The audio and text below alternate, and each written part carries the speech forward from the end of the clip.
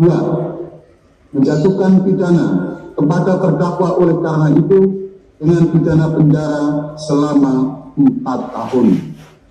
3. Menetapkan barang bukti berupa butir 1 buah flash disk merek SanDisk warna merah hitam yang berisikan foto dan rekaman video. Saya sangat sedih. Saya dituduh menista agama Islam. Karena tuduhan itu sama saja dengan mengatakan saya menista orang tua angkat dan saudara-saudara angkat saya sendiri yang sangat saya sayangi.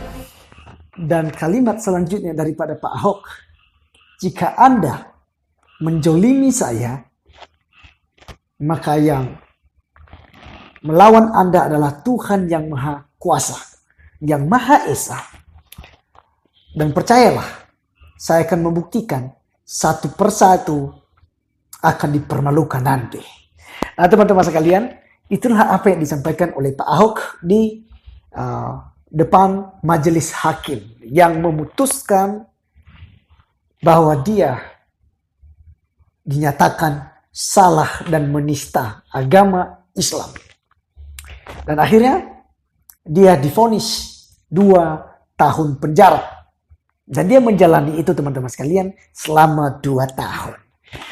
Teman-teman, yang menarik di sini yang akan kita bahas adalah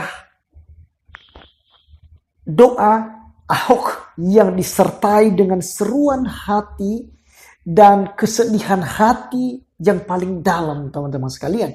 Diutarakannya di hadapan majelis hakim di pengadilan, bahwasanya ketika dia dijolimi karena dia tidak bersalah, tidak benar menistakan agama Islam, dan dia minta kepada Tuhan bahwa satu persatu orang-orang yang menjerumuskannya ke dalam penjara akan dipermalukan satu persatu.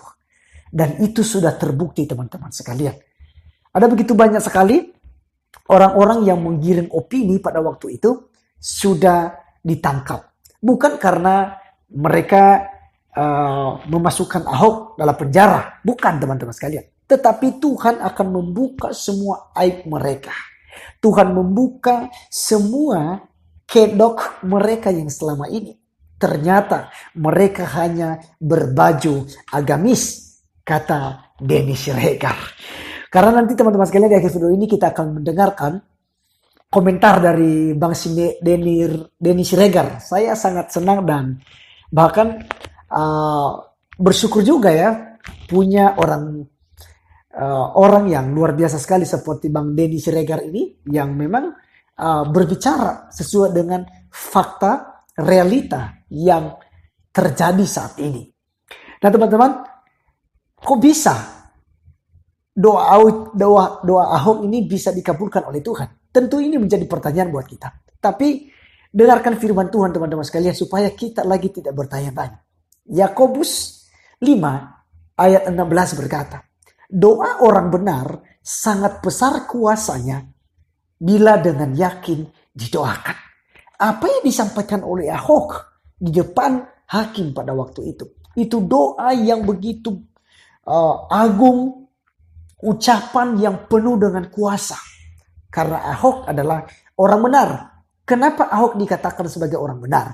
Karena dia telah dibenarkan oleh Tuhan Yesus Kristus. Sebab orang-orang yang ada di dalam Kristus Yesus adalah manusia baru, ciptaan yang baru, yang lama sudah berlalu, tapi yang baru sudah ada di dalam Tuhan Yesus Kristus. Kita adalah orang yang berdosa, tetapi karena kita percaya kepada Yesus Kristus, kita menjadi orang benar.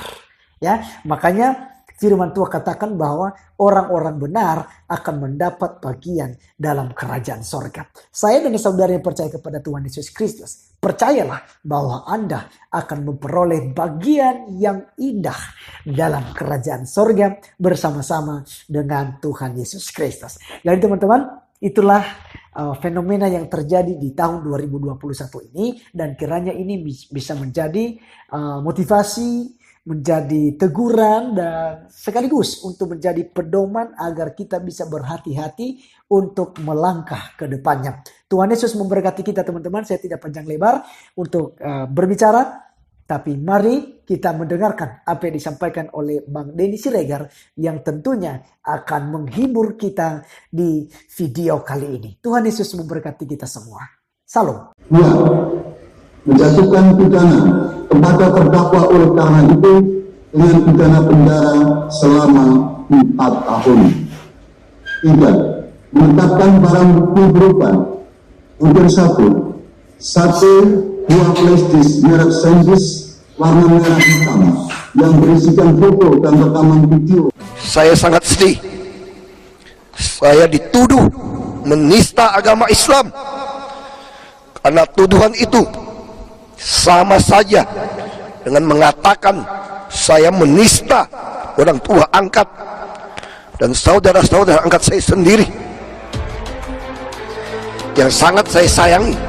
Dan percayalah, sebagai penutup, kalau Anda menzolimi saya, yang Anda lawan adalah Tuhan yang Maha Kuasa, yang Maha Esa. Saya akan buktikan satu persatu dipermalukan. Terima kasih. Itulah kalimat penutup yang fenomenal dari seorang Basuki Cahayapurnama atau kita kenal dengan nama Ahok saat dia harus menerima keputusan hakim untuk menjalani hukuman 2 tahun penjara untuk kesalahan yang sebenarnya tidak dia perbuat. Itulah titik di mana keadilan di negeri ini benar-benar mati. Pemerintah seperti tidak berdaya, ditekan oleh lautan massa yang dikoordinir dan berpotensi membuat kerusuhan. Jakarta benar-benar genting saat itu. Terjadi polarisasi yang kuat yang sangat mudah dibenturkan supaya negeri ini terbakar. Anehnya, satu persatu kelompok yang dulu berada di barisan untuk memasukkan Ahok ke penjara, kalau tidak bubar, ya orang-orangnya sekarang ada di sel. Jadi penasaran, benarkah karma Ahok itu begitu kuat sehingga terbukti apa yang dia katakan? Kita harus meyakini kalau doa orang yang sedang dizolimi itu begitu cepat sampai ke Tuhan dan dikabulkan. Tetapi proses terkabulnya doa selalu melalui peristiwa atau lewat manusia juga. Di sini yang sangat berperan besar dalam menghajar kelompok garis keras dengan tokoh utama Rizik Syihab ini adalah Presiden Jokowi. Banyak orang yang kecewa ketika Jokowi terlihat diam saja saat Ahok akhirnya terzolimi dan masuk penjara. Padahal situasi saat itu sangat berbahaya. Salah sedikit saja bisa hancur negara karena provokasi orang-orang yang berbaju agama. Dan Jokowi tahu yang diincar adalah dirinya, kursi jabatannya sebagai presiden, dan kasus Ahok dijadikan perantara. Diamnya Jokowi membuat banyak orang menganggap dia lemah terhadap tekanan kelompok ini. Jokowi dicaci maki oleh orang-orang yang dulu mendukungnya sebagai presiden. Tapi yang dilakukan Jokowi kemudian, ketika situasi sudah tenang dan keributan juga sudah reda, dia mulai menerapkan strategi pecah barisan. Satu persatu pentolan di kubu 212 ditangkap dengan berbagai kasus yang memang bagian dari kesalahan mereka sendiri. Saya nggak perlulah menyebutkan nama-nama mereka di sini. Anda pasti sudah tahu semua siapa mereka. Dan yang terakhir masuk sel adalah musuh paling kuat, yaitu Rizik Syihab, sang imam jumbo yang akhirnya dihajar habis-habisan dan organisasinya dibubarkan. Rizik sendiri akhirnya divonis bersalah dan harus menjalani hukuman 4 tahun penjara. Apa yang dilakukan Rizik memang mengerikan. Dosanya dia sejujurnya jauh lebih besar dari kesalahan dia karena berbohong bahwa dia nggak kena corona. Dosanya Rizik Syihab adalah memanipulasi pikiran banyak orang dengan memanfaatkan nasabnya sebagai cucu Nabi untuk kepentingan dia pribadi. Dengan posisi itu, Rizik menjadikan dirinya sebagai nabi baru dengan konsep pengkultusan individu. Rizik buat pendukungnya adalah manusia yang gak bercela dan tidak ada dosa. Sehingga apapun yang dia katakan adalah kebenaran. Dan apapun yang dia lakukan patut dibela mati-matian. Kultus individu atau pemujaan berlebih terhadap seseorang terus dimanipulasi oleh Rizik dengan menyematkan gelar imam besar kepada dirinya sendiri. Sakit memang Rizik ini. Dia mungkin mengidap penyakit narsistik atau memuji dirinya sendiri secara berlebihan. Penyakit narsistik ini adalah penyakit jiwa. Gejalanya mirip banget dengan Rizik, yaitu dia butuh pujian kalau dirinya itu orang penting dan dia selalu mengabaikan perasaan orang lain. Narsisnya Rizik itu juga levelnya sangat tinggi, sehingga dia lebih tepat dikatakan punya gangguan jiwa yang dikenal dengan nama keren megalomania.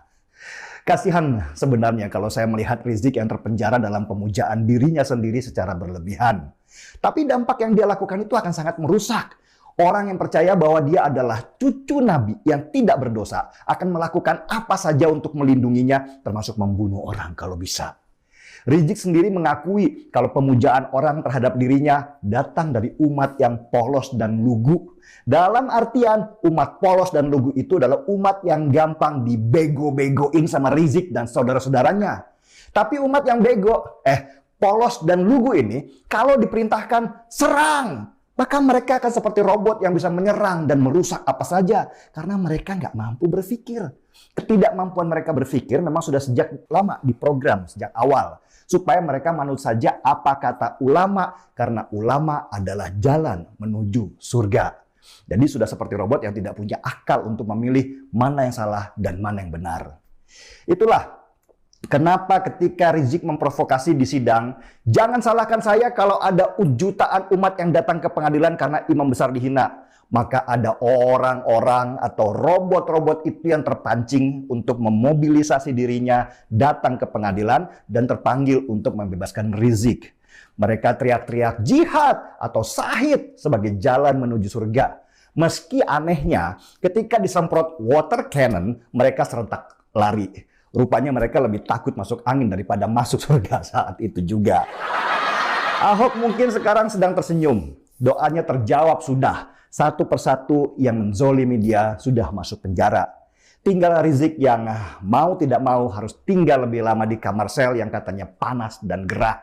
Meski kata para ustadz karbitan itu, penjara itu buat Rizik seperti taman surga. Marki sel, mari Rizik, kita persilahkan masuk sel. Saya serotip kopi dulu.